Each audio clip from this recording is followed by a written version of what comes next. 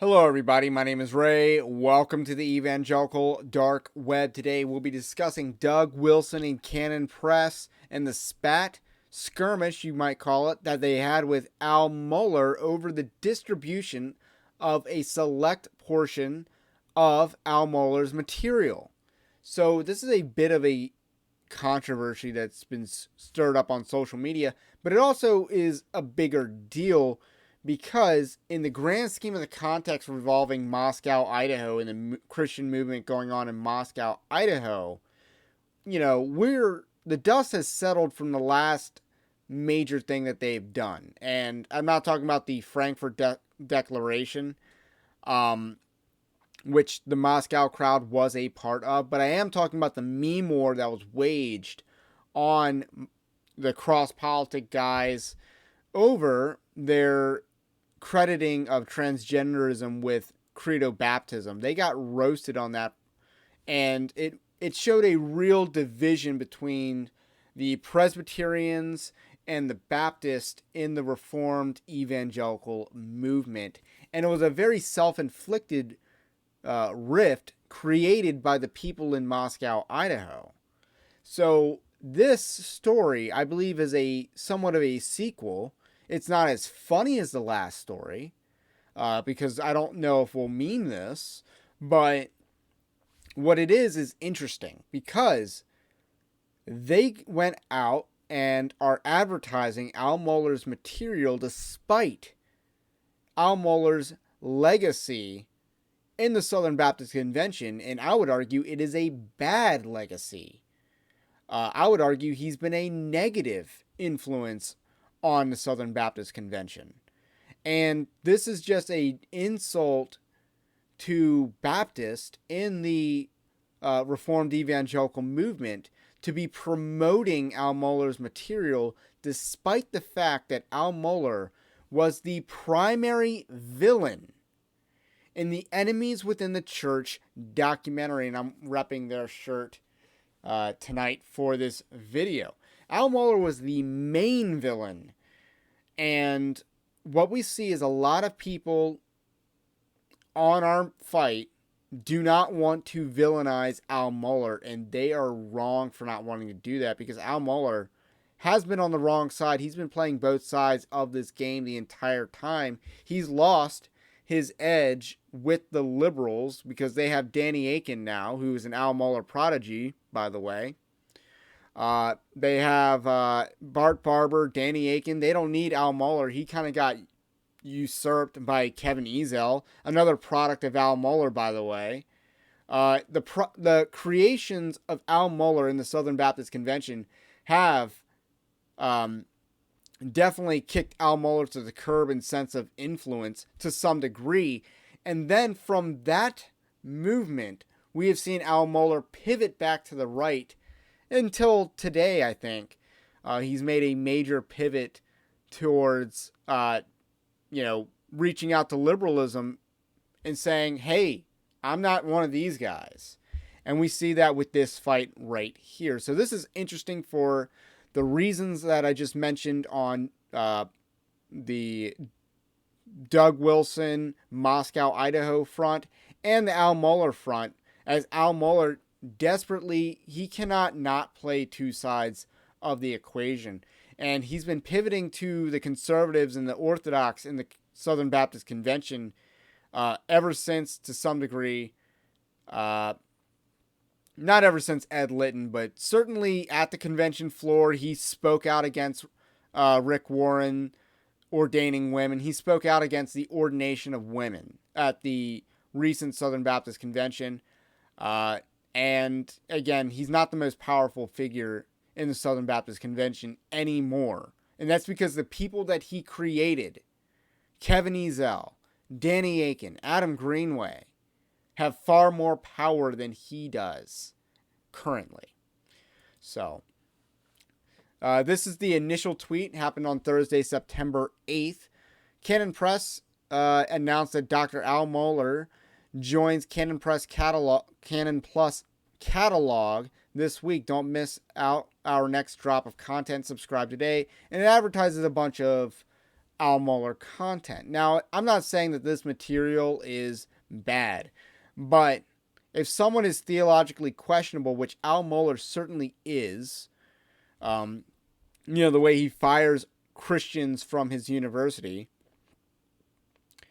then, and the fact that he's basically promoted critical race theory to some degree, but, there would not have been a Resolution 9 in the Southern Baptist Convention without Al Mohler. That is a fact. And I've discussed that on this channel before. Curtis Woods, Al Mohler creation. Jarvis Williams, another Al Mohler platformed person. Matthew Hall, the self-proclaimed racist that is now working at Biola University, which just shows you the type of people that Albert Mohler keeps around him. Disgraceful. And those are just some of the examples of questionable figures that Al Mohler has personally hired. And because of these concerns about orthodoxy and Al Mohler's orthodoxy, as well as his orthopraxis, because you got to remember, Al Mohler played both sides of the conservative resurgence in the Southern Baptist Convention. He was originally on the liberal side, then he flipped to the conservative side, I guess when the tide was in his favor. Now he's kind of like trying to pivot and preserve his legacy. He's repented or renounced his previous apology of his position on sexual orientation, which he used to hold a biblical one. Then he said, I'm not holding a biblical one anymore, and apologized for it. Now he seems to be walking that back a little bit. Al Mohler's being pretty crafty in this last year. But that's no reason for Canon Press to endorse him. He has certainly not earned that. He has not earned the benefit of the doubt. He just has not earned that. He's lost that. So let's go to Al Mohler's reaction, which I guess we can see here. Evidently, a social media platform has announced the release of some of my material. No communication with me or my staff. No permission from me. Material is taken from my address to Evangelical Theological Society. Take an aspirin. I'm not moving to Russia now or ever. #niet. Now, that's Al Mohler's catty response. That is a catty response. Especially, you're trying to brand Moscow, Idaho as Moscow, Russia, and he's basically trying to make a lot of inferences from that. I imagine a lot of people in his audience have Ukraine flags in their bios, which is just highly cringe. So there's a little bit of a diss that way as well. And the backstory of the material is that basically Al Mohler didn't own the rights to this material that he had. It was owned by someone else. I believe it's called Word MP3 was the organization, and there's an ownership change at Word MP3. Canon Press bought the rights. They also have the rights to Al Mohler's content, limited to what this organization that they bought owned and had the rights to. So there is no actual copyright infringement going on with Canon Press. They're not pulling an Ed Litton here. What they are doing is promoting material, adding a questionable man's material to their catalog of content.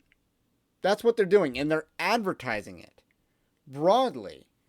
So a lot of slander was thrown at Canon Press's way, but I will give some grace to the slanderers because a lot of people just hate Doug Wilson. That's why they're slandering Canon Press here. However, we do need to give some grace to them because this was deceptively announced, in my opinion. It was very confusing as to copyright and the way that they announced it. And furthermore, the way that Moscow, Idaho is handling this is not good. It just isn't good. And the way they're handling it is, as usual, they like to double down on stupid things. Like, for instance, on the credobaptism thing last month, they doubled down on that. They tripled down on that. They probably quadrupled and quintupled down on that dumb take. In this case, they're doubling down, and they created a promo code, Mohler, for 99 cents for the first month when you use this discount code. So that is what Canon Press has done in response. Very very trollsome, and they didn't get ratioed on Twitter for it, despite the heat that they've taken specifically from the Reformed Baptist camp. Not sure what the optics are here. You got caught stealing. Again, they didn't actually get caught stealing. People just threw that out there irresponsibly. But let's actually read the comments from the people that responded to criticize, because most of the comments on the initial announcement are against the move by Canon Plus and Canon Press. Excuse my dyslexia. These comments are lame. Al is a brother. He has fought in real battles and is a world-class mind. And obviously, Mike O'Fallon, who is also in the Enemies Within the Church documentary, and ushered in professors that infuse critical consciousness into men training to be pastors at the SBCTS and beyond. Who's next to join Canon Plus? Beth Moore. This is surprisingly disappointing. One would have thought you all had better discernment. Al is an unrepentant liar, slanderer, and defamer of the brethren. And again, this is Canon Plus's audience here. This is their target audience, generally Reformed people. That is their audience. Putting his material on your lap isn't going to make him name names. He's still not going to do it your way. And then we have what happened to Al Mohler. I want to say that's a John Harris video, but there are John Harris videos linked in here, by the way. None of my videos. I've done content on Al Mohler, too. Bringing in critical theorist subverters of the gospel isn't how we win here, folks. I thought you guys would have been paying attention these past several years. I realize Brother Mohler hasn't had the best hiring practices. Trump suffers from the same problem. But at the same time, Mohler is a guy who gets the war we're in for the hearts and minds of the culture. If you listen to his podcast, The Briefing, that is, you will understand that. Sure. Does he know? LOL, which refers to the copyright. David says, this is ratio fodder, an unfortunate decision on your part. Mohler has said a lot of good things that were popular, wrong word. More recently, he has said some troubling things that are popular. We need voices that speak the truth in season and out. I do not believe Mohler fits this description. I don't think he does either. I like this one. Can't wait till you guys add Jamar Tisby. Please. That is a sick comparison. Who's this guy anyway? No one. You are right. Mohler is way more dangerous than Tisby. A wolf dressed as a shepherd can cause a lot of damage to the sheep. And, okay, we got some memes. Die from cringe. Keep making that money. I guess this is one of the good Baptists. Oh, there we go. And then reform downgrade. Again, not...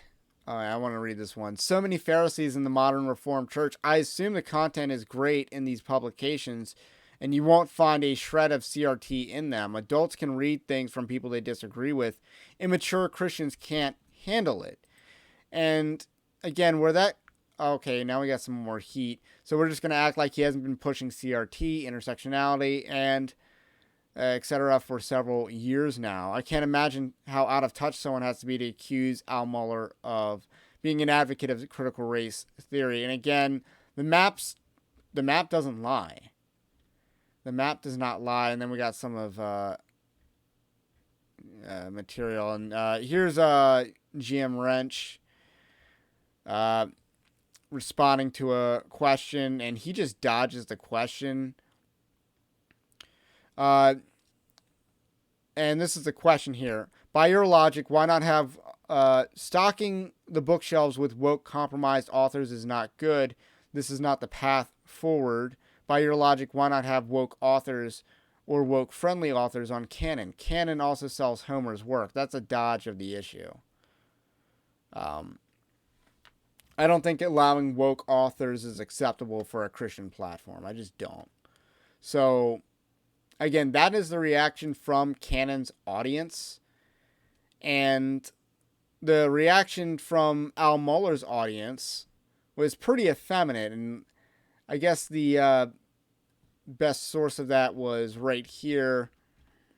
Michael Bird. I did the live stream on Michael Bird. Al, I did think Canon Press was beneath you. So glad to hear this.